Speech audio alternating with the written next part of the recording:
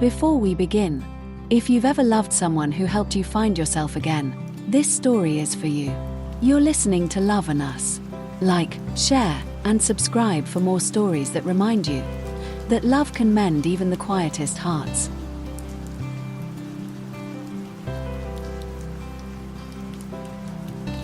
The rain had been falling for hours. The kind of steady drizzle that made the world sound softer, almost kind. My name is Elena Monroe, and for the first time in 20 years, I couldn't play a single note. Music had always been my language. It was how I celebrated, how I grieved, how I breathed. But after the accident, the one that stole my mother and nearly my hand, the violin in my room became a stranger. It sat in the corner, cracked from the fall, strings broken, gathering dust. Just like me. I moved back to my hometown of Ashton Hollow, a quiet place tucked between old pines and forgotten dreams. The locals remembered me as that prodigy girl who played at the church recitals. Now, when they saw me, they smiled too softly, their pity hidden behind polite words. I rented a small cottage by the river and tried to disappear. For months, the world was quiet. Too quiet. Until one afternoon, a note fluttered under my door. I fix what others throw away. Bring it by if you ever want to hear it sing again. The workshop, Main Street. No signature, just the faint scent of sawdust and varnish. By morning, I was standing outside the workshop, clutching the violin case like a confession. The bell above the door chimed softly as I stepped in. The air smelled of wood shavings and oil.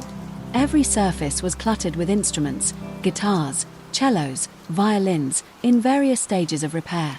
Behind the counter stood a man, tall, broad-shouldered, his sleeves rolled up to his elbows. He looked like he'd been carved out of oak and patience. He glanced up and smiled. "Morning. I'm Daniel. What did you bring me?" I hesitated. "It's not worth fixing." He wiped his hands on a rag and walked closer. "Let me be the judge of that." He opened the case. Silence filled the room.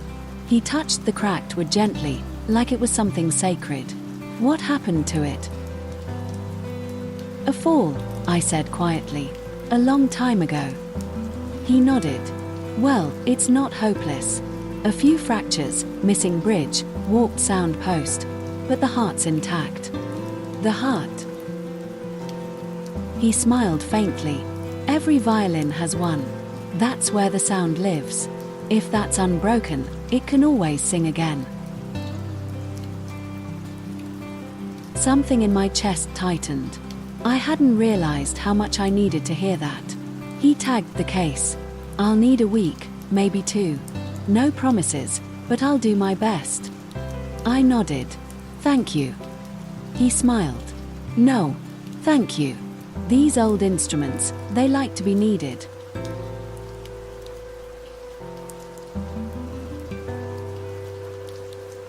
Days passed. I tried not to think about the violin, but every evening I found myself standing by the window, watching the lights of Main Street flicker across the wet pavement. And every night, I wondered if Daniel was still there, working under lamplight, coaxing life back into something broken. A week later, a letter appeared in my mailbox. "She's coming along nicely, but I think you should be here for the final part. Some things heal better when their owners are near."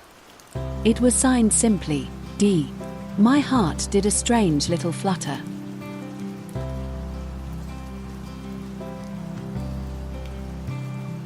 When I arrived at the workshop, the rain had just started again. Inside, Daniel was tightening the last string. "There," he said softly. "She's ready." He handed it to me. I held it carefully. It felt whole. "Go on," he said. "Play something." I haven't played in a long time."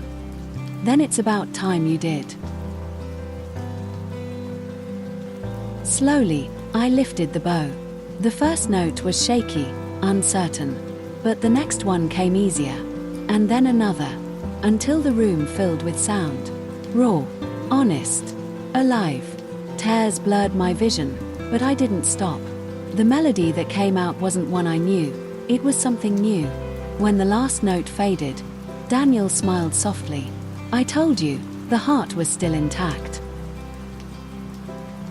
As I turned to leave, he said, "You know, I could use a violinist sometimes. Someone to test the instruments." I smiled faintly. "I'll think about it." But the truth was, I already knew I'd be back.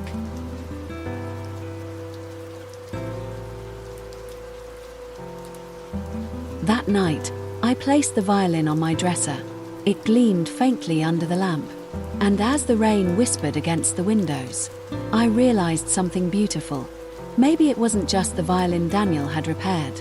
Maybe, without meaning to, he'd started fixing me too.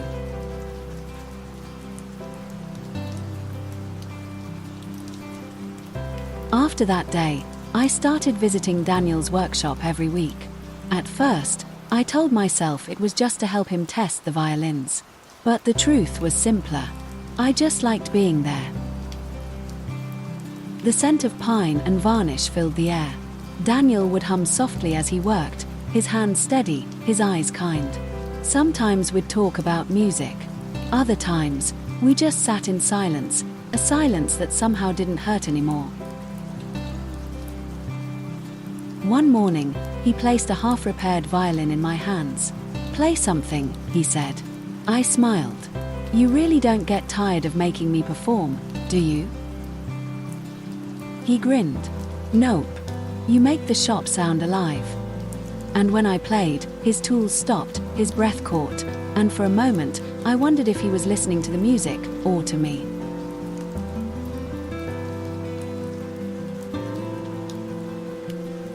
A week later, Daniel asked if I wanted to go with him to the town market. "It's not far," he said. "They've got the best coffee this side of Ashton Hollow." The morning air was cool, the streets lined with stalls selling fresh bread and flowers. We walked side by side, laughter blending with the hum of small-town chatter. He bought a sunflower and handed it to me, for the violinist who brought the sunshine back into my shop. I rolled my eyes. "That's corny." He shrugged. "Then I'm guilty." We sat on a bench, sipping coffee, watching raindrops start to fall. I noticed how his eyes softened when he looked at people, how kindness seemed effortless to him. It was the kind of kindness that could make broken things believe in repair again. And I realized something quiet but certain. My heart had started tuning itself to the sound of his laughter.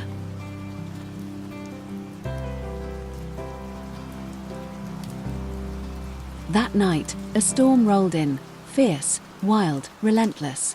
Thunder echoed across the valley. Rain battered my windows like 1,000 tiny drums.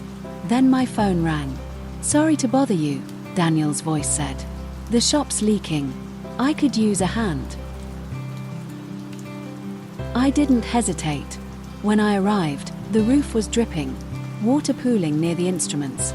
Together, we moved benches, covered violins, saved what we could. Lightning flashed, and for a moment, I saw his face illuminated in gold and shadow. That's when he told me about his past. He'd been married once. She was a musician too, a pianist. But she'd fallen ill, and the silence that followed her passing had nearly swallowed him whole. "I thought fixing instruments would help," he said quietly. "But it wasn't until you walked in that I realized I'd just been keeping myself busy, not living." My eyes stung. "Daniel."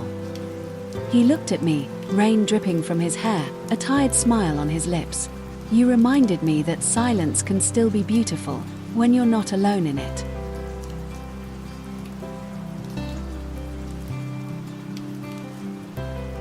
When the rain finally softened, Daniel handed me my violin. "Play," he whispered. "Not for them. Not for me. Just for you." And I did. The song that came out wasn't practiced or perfect. It was raw, trembling, honest. Every note was a confession I'd never spoken. Tears blurred the strings, but I played through them. Because that's what love does. It teaches you to play even when your hands are shaking. When I finished, Daniel reached out, his hand covering mine. That, he said softly, was the most beautiful silence I've ever heard.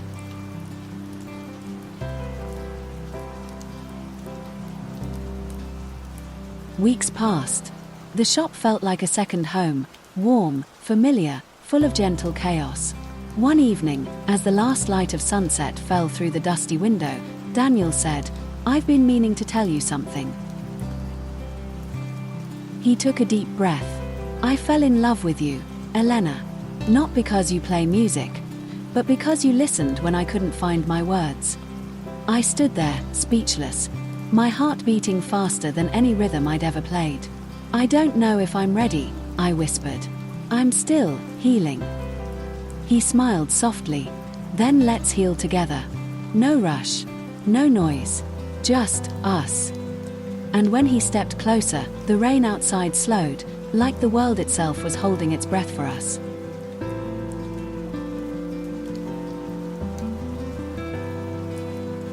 A year later, the shop looked different. New paint, new shelves, a small music corner near the window. My idea. I'd started teaching kids to play, right there in the workshop. Laughter and music filled the air, blending with the soft hum of Daniel's tools. In the front window, the violin, my old, broken one, rested on display. A small sign beneath it read, "Asterisk, every song deserves a second chance." Asterisk. Daniel walked in, wiping his hands on his apron, smiling that same quiet smile. "You ready for lunch, Miss Monroe?" I laughed. "Only if you're buying, Mr. Carpenter." He kissed my forehead. "Always."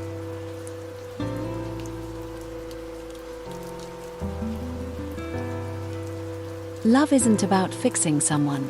It's about hearing the silence they carry and playing the song with them until it turns into harmony. You've been listening to The Broken Violin, only on LoveandUs. Like, share, and subscribe for more stories that remind you that love isn't loud, it's lasting.